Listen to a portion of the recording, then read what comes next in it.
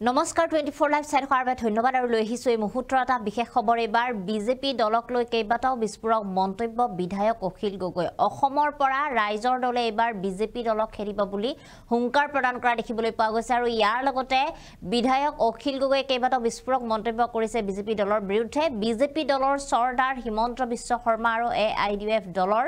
বদৰুদ্দিন আজমলক অসমৰ পৰা খেদিব লাগিব আৰু তেতিয়াহে অসমৰ ৰাইজৰ উন্নতি হ'ব বুলি তেওঁ বিস্ফোৰক মন্তব্য কৰা দেখিবলৈ পোৱা গৈছে কিয় এনেদৰে তেওঁ বিজেপিৰ বিৰুদ্ধে বিস্ফোৰক মন্তব্য কৰিছে আমি জনাম এই মুহূৰ্তত সবিশেষ আমি জনাইছো এই মুহূৰ্তৰ এটা বিশেষ খবৰ অসমৰ পৰা বিজেপি আৰু AIUDF দলক খেদিব লাগিব বুলি এবাৰ মন্তব্য কৰিছে বিধায়ক গৰাকীয়ে দুয়োটা দলে অসমত সাম্প্ৰদায়িক বিভাজনৰ সৃষ্টি কৰে এই দুয়োটা দল অসমত হিন্দু সাম্প্ৰদায়িক আৰু মুছলমান সাম্প্ৰদায়িক বিভাজনৰ সৃষ্টি কৰে বিজেপিৰ চৰ্দাৰ হিমন্ত বিশ্ব শৰ্মা আৰু AIUDF দলৰ বদৰুদ্দিন আজমলক অসমৰ পৰা খেদিব লাগিব এই দুটা দল নহলে অসমৰ মানুহৰ উন্নতি হ'ব বুলি এবাৰ তেওঁ মন্তব্য কৰা দেখিবলৈ পোৱা গৈছে কংগ্ৰেছে বিৰোধী ঐক্য মঞ্চৰ লগত একলগ নহলে 26ত পৰাজয় হোৱাটো নিশ্চিত আৰু ইয়াৰ বাদে কংগ্ৰেছৰ আন উপায় একো নাই অসমৰ খিলঞ্জীয়া লোকসকলে এতিয়া বিজেপিক বেয়া পায় আৰু ইয়াৰ বাবে উপনিৰ্বাচনৰ সময়তো এবাৰ বিজেপিক ভোট দিয়া নাই বুলি তেওঁ উল্লেখ কৰিছে বিজেপিৰ বিৰুদ্ধে কেইবাটাও বিস্ফোৰক মন্তব্য বিধায়ক অখিল গগৈ ইতিমধ্যে বিধায়ক গৰাকীয়ে কেইবাটাও বিস্ফোৰক মন্তব্য কৰা দেখিবলৈ পোৱা গৈছে আৰু বিজেপিৰ বিৰুদ্ধে এবাৰ খৰব হৈ পৰিছে বিধায়ক অখিল গগৈ অসমৰ পৰা তেওঁ বিজেপি খেদাৰ কথা উল্লেখ কৰিছে ৰাজ্যৰ মুখ্যমন্ত্ৰী ডক্টৰ হিমন্ত বিশ্ব শৰ্মাক তেওঁ বিজেপিৰ চৰ্দাৰ ঘোষণা কৰিছে আৰু ইয়াৰ লগতে AIUDF দলৰ বদৰুদ্দিন আজমলকো তেওঁ AIUDF দলৰ চৰ্দাৰ পাতিছে আৰু এই দুয়োজন ব্যক্তিকে অসমৰ পৰা খেদিব লাগিব বুলি কৈছে দুয়োটা দলকে অসমৰ পৰা বহিষ্কাৰ কৰিব লাগিব বুলি তেওঁ উল্লেখ কৰিছে আৰু এই দুটা দল নহলহে অসমৰ ৰাইজৰ অসমৰ মানুহৰ উন্নতি হ'ব বুলি কৈছে ইতিমধ্যে তেওঁ উল্লেখ কৰিছে যে এইবাৰৰ যি উপনিৰ্বাচনৰ বিজেপিক বহুতেই বেয়া পাইছে অসমৰ যিসকল খিলঞ্জীয়া লোক অসমৰ খিলঞ্জীয়া লোকসকলে খিলঞ্জীয়া ভাইসকলে এতিয়া বিজেপিক বেয়া পোৱা হৈছে কিয়নো বিজেপিয়ে বিভিন্ন ধৰণে যিসমূহ নিৰ্বাচন ৰাজনীতি কৰি থাকে বা সাম্প্ৰদায়িক বিভাজনৰ যিসমূহ ৰাজনীতি কৰি থাকে এই দুয়োটা দলে অসমৰ মানুহৰ মাজত সংঘাতৰ সৃষ্টি কৰে সংঘৰ্ষৰ সৃষ্টি কৰে বিজেপি দলে হিন্দু সাম্প্ৰদায়িক বিভাজনৰ সৃষ্টি কৰে আৰু ইয়াৰ লগতে AIUDF দলে যিসকল সংখ্যালঘু লোক আছে সেই লোকসকলৰ মাজত সাম্প্ৰদায়িক বিভাজনৰ সৃষ্টি কৰে আৰু দুয়োটা দলৰ মাজত যিকোনো ধৰণৰ আচলতে যি সাম্প্ৰদায়িক সংঘৰ্ষ সেই সংঘৰ্ষৰ ফলত ৰাইজৰ মাজত এটা বেয়া প্ৰভাৱ পৰে বুলি তেওঁ উল্লেখ কৰিছে আৰু যাৰ বাবে অসমৰ পৰা এই দুয়োটা দল খেদিব লাগিব 26ৰ নিৰ্বাচনত যদি বিজেপি জয়ী হয় তেনেহলে অসমৰ ৰাইজে আৰু অধিক সমস্যা ভুগিব লাগিব আৰু এইটো হ'বলৈ দিব নোৱাৰি 26ৰ নিৰ্বাচনত বিজেপিক আমি পৰাস্ত কৰিব লাগিব যিসমূহ বিৰোধী ঐক্য মঞ্চ আছে যিসমূহ আন দল আছে সেই আটাইবোৰ দল লগ হৈ আমি এইবাৰ বিৰোধী ঐক্য মঞ্চ একগোট হ'ব লাগিব আৰু আমি আটাই লগ হৈ বিজেপি দলক হৰুৱাবই লাগিব আৰু কংগ্ৰেছে আমাৰ লোক দিব লাগিব আৰু ইয়াৰ বাবে আন উপায় নাই আন গন্তব্য নাই বুলি উল্লেখ কৰিছে কংগ্ৰেছৰ কিয়নো কংগ্ৰেছে আমাৰ লগতে লোক হ'ব লাগিব বুলি এই কথা উল্লেখ কৰিছে বিধায়ক গৰাকী আৰু এইবাৰ এনেদৰে বিজেপিৰ বিৰুদ্ধে খৰব হোৱা দেখিবলৈ পোৱা গৈছে বিধায়ক অখিল গগৈ আৰু ৰাইজৰ দলে যেহেতু এইবাৰ 26ৰ নিৰ্বাচনৰ বাবে আগতীয়াকৈ তেওঁলোকে ৰণদংকা বজাইছে আগতীয়াকৈ তেওঁলোকে ৰণকৌশলৰ প্ৰস্তুতি চলাইছে অসমৰ বিভিন্ন সমষ্টিৰ পৰা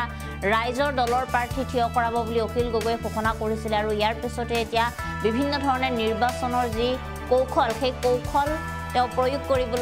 কৰিছে আৰু বিভিন্ন ধৰণে ৰাইজৰ মাজত বিজেপিৰ বিৰুদ্ধে এনেদৰে খৰব হোৱাৰ পৰা বিজেপিক সমালোচনা কৰা দেখিবলৈ পোৱা গৈছে বিধায়ক অখিল গগৈ আৰু ইয়াৰ লগতে আমাৰ হাতত সেই মন্তব্য আছে সেই মন্তব্য আমি আপোনালোকক শুনাইছো এদিনো ঘৰত নহো মানে ৰাতি শুম গোটেই দিনটো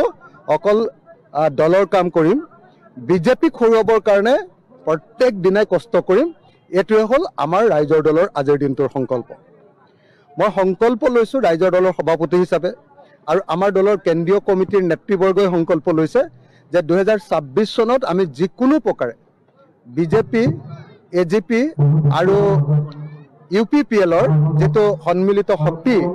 সেই শক্তিক আমি সম্পূৰ্ণৰূপে পৰাজিত কৰিম 2026 চনত আমি সংকল্প গ্ৰহণ কৰিছো যে যিকোনো প্ৰকাৰে আমি বিজেপিক শাসনৰ পৰা খেদিম শাসন ক্ষমতাচ্যুত কৰিম আৰু যদি কৰিব নোৱাৰো তেতিয়াহলে অসমখন আৰু কোনো পধ্যে আগুৱাই যাব নোৱাৰে বিজেপিয়ে আমাৰ মাজত থকা সাম্প্ৰদায়িক সম্প্ৰীতিটো ভাঙি চিঙি আমাৰ সমাজখন নষ্ট কৰি পেলাল মানুহৰ মূৰত পোক সুমুৱাই দিলে হিন্দু মুছলমানৰ। মানুহে এতিয়া মানুহ হিচাপে চাবলৈ বন্ধ কৰি দিলে। এতিয়া কেৱল মানুহে হিন্দু মুছলমান খ্ৰীষ্টান জৈন এই হিচাপত মানুহক চাবলৈ ল'লে। তাৰ ফলস্বৰূপে যিটো ছ'চিয়েল ফেব্ৰিক আছিলে আমাৰ, এই গোটেই ছ'চিয়েল ফেব্ৰিকটো ধ্বংস হৈ গ'ল। আৰু সেইকাৰণে এই মুহূৰ্তত আমি ভাবোঁ যে 2026 চনত বিজেপি আৰু AIDF, হিন্দু সাম্প্ৰদায়িক দল বিজেপি আৰু মুছলমান সাম্প্ৰদায়িক দল AIDF, এই দুয়োটা দলক আৰু AIDFৰ চৰ্দাৰ মৌলানা বদৰুদ্দিন আজমল আৰু বিজেপিৰ চৰ্দাৰ হিমন্ত বিশ্ব শৰ্মাক আমি বাংলাদেশলৈ পঠিয়াই দিব লাগে। আমি এইটো স্পষ্ট কথা যে যদি 2026 চনত আমি বিজেপিক হৰুৱাব নোৱাৰোঁ, অসম কেইবা বছৰ পিছুৱাই দিব। সেইকাৰণে আমি একদম স্পষ্টকৈ ঘোষণা কৰিছোঁ যে আমাৰ একমাত্ৰ সংকল্প হ'ল 26লৈকে বিজেপিক হৰুৱা। উজনি অসমৰ যিসকল খিলঞ্জীয়া অসমীয়া ভাষী লোক, তেওঁলোকে ইতিমধ্যে বিজেপিক এৰি দিছে। আপোনালোকে নিজেই দেখিছে যে যোৰহাট লোকসভা সমষ্টিত কি বেয়াকৈ বিজেপিক হৰুৱাইছোঁ আমি। এইবাৰ আপোনালোকে নিশ্চয় দেখিলে যে বিহালীতো অসমীয়া ভাষী লোকসকলে বিজেপিক ভোট দিয়া নাই। এইবাৰ আপোনালোকে নিশ্চয় দেখিলে যে চামগুৰিতো অসমীয়া ভাষীসকলে এইবাৰ বিজেপিক ভোট দিয়া নাই। আনকি বৰাক উপত্যকাৰ যিটো সমষ্টিত এইবাৰ ধলাইত ইলেকশ্যন হৈছিলে, সেই ধলাইতো তাৰ খিলঞ্জীয়া বঙালী মানুহবিলাকে এইবাৰ বিজেপিক ভোট দিয়া নাই, বৰং অভিবাসী নতুনকৈ অহা বাঙালী মানুহেহে বিজেপিক ভোট দিছে। কংগ্ৰেছক ভোট দিছে এইবাৰ ধলাই মানুহবিলাকেও, পুৰণি বঙালী মানুহবিলাকে। অৰ্থাৎ খিলঞ্জীয়া মানুহ, অসমৰ পুৰণি মানুহ, অসমৰ হিন্দু মানুহ, এই মানুহবিলাকে এতিয়া সম্পূৰ্ণৰূপে বিজেপি দলটোক লগ এৰা দিছে আৰু 2026 চনত বিজেপিক খেদিবৰ কাৰণে প্ৰস্তুত হৈছে। সেইকাৰণে উপায় নাপায় এইবাৰ তেওঁলোকে কি কৰিব খুজিছে, এইবাৰ তেওঁলোকে মুছলমান মানুহৰ পৰা ভোট ল'বৰ কাৰণে নতুন থিয়ৰী উলিয়াইছে বিজেপিয়ে। হিমন্ত বিশ্ব শৰ্মাক আপোনালোকে নিশ্চয় দেখিছে, এইবাৰ ঘোষণা কৰিছে যে তেওঁলোকে 5টা বিধানসভা সমষ্টি নে 6টা বিধানসভা সমষ্টিত এইবাৰ মিয়া ভোটেৰে বুলি তেওঁ নিজে কৈছে, মুছলমান ভোটেৰে এইবাৰ তেওঁ জয়ী হ'বৰ কাৰণে চেষ্টা কৰিছে। চামগুৰি,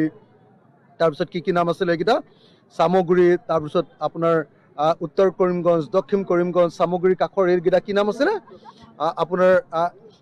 আটাইকেইটা, লাহৰীঘাট আৰু এটা আছিলে, এই সমষ্টিকেইটাত তেওঁ কৈছে যে এইকেইটা সমষ্টি আমি জিকিমেই।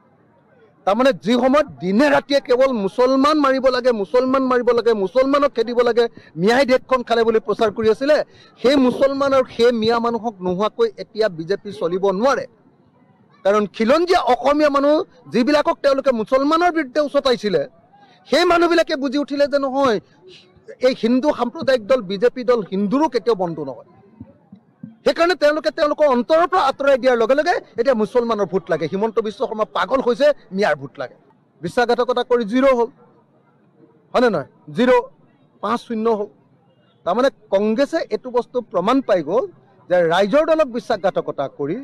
বিৰোধী দলসমূহক বিশ্বাসঘাতকতা কৰি তেওঁলোকৰ ইয়াত সান্দহ খোৱা বালি তল যোৱাৰ বাহিৰে আন একো নহ'ব। মানে কোনো পধ্যে